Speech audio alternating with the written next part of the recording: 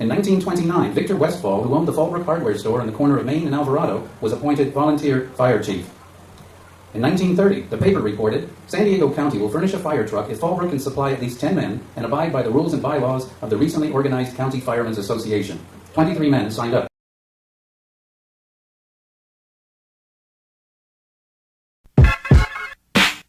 Six deep mobbing down the block. We throwing up the F, so we staying on top. Another party drop. Now I'm running from the cop. The hooters on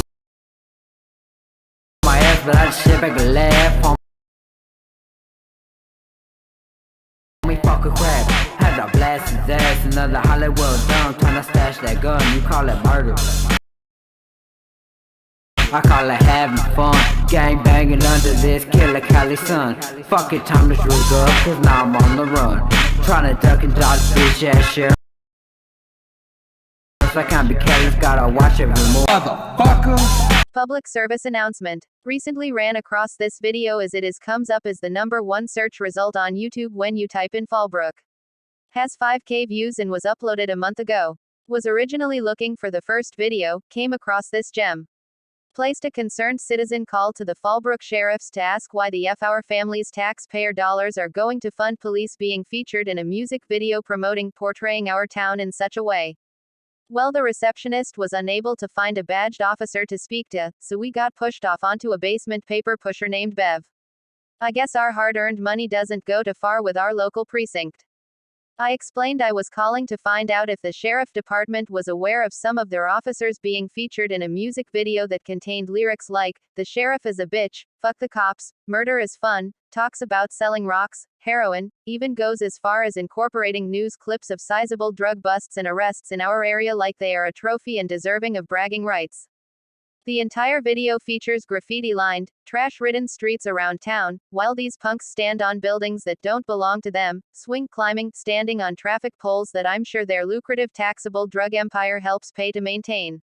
Along with walking down the middle of Main Street carrying cases of beer and booze, drinking and driving, open containers in vehicles, brandishing weapons in the streets, etc. After asking Bev about this, she asked what exactly did we expect them to do about it. We gave her an earful about maybe having the video removed as it advertises our town as a drug highway and that Fallbrook isn't perfect, but at least they should be doing what they can to keep individuals looking for drugs out of here and shouldn't be condoning, let alone participating in this sort of filth. Now here comes the kicker. Bev put us on a short pause and came back and informed us that the sheriff is well aware of the video. They were called out to the video shoot to make sure it went off without a hitch. That's right, these idiots called the police to come block the road off while they shot this bullshit and even allowed the images of Fallbrook finest cops being portrayed as useless and walking away and backing down from the thugs in the video. But luckily they had a disclaimer at the beginning of the video claiming all the guns featured in the video are fake. That takes, fuck rats, another great line featured throughout the video, to a whole new level. When you're so gangster you call for police protection so you can wave fake guns and gang signs around. How embarrassing. That there was nothing they could do as far as having the video removed, the individuals reprimanded for their own on-camera actions as it is considered self-expression.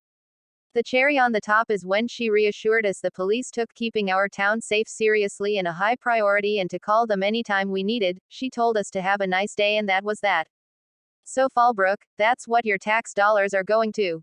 Some of the highest priced homes and property tax in the nation goes to funding this type of crap. Upon seeing the video and realizing what street they were on, my best friend, another lifelong Fallbrook resident, said, "Oh, that's Vine Street.